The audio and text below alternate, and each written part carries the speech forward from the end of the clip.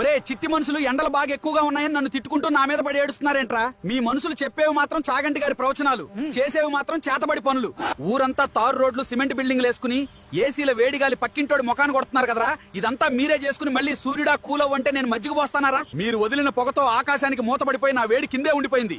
లోపల కుక్కర్లో బంగాళదుంపల్లా మీరే ఉడికిపోతూ కింద మంట పెట్టింది నేనే అన్నట్టు మళ్ళీ నా మీద ఏడుస్తారేంట్రా?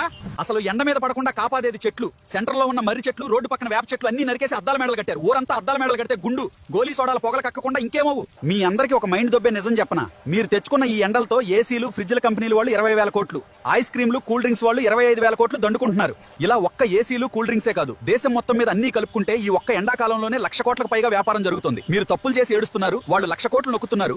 అయినా నాకు ఒకటి అర్థం కాదురా చిట్టి మనుషులు. ప్రకృతిని నాశనం చేసి మీరు చేసే తప్పుల్ని క్యాష్ చేసుకుని ఇంకోటి బిజినెస్ పేరుతో మీ జేబులు కొల్లగొడుతున్నాడు. 10 రూపాయల మొక్కకి కక్కుర్తిపడి ఏసీలకి, కరెంటు బిల్లులకి వేలు తగలేస్తున్నారు. ఫ్రీగా వచ్చే గాలిని వదిలేసి ఈఎంఐ కట్టే మీ లాజిక్ తగలయ్యా. తరువాత నన్ను తిట్టడం ఎందుకురా? సరే మరి నాకు టైం అయింది. పక్క దేశాల వాళ్ళని కూడా ఉడకబెట్టాలి. ఆ 10 రూపాయల మొక్క నాటండి.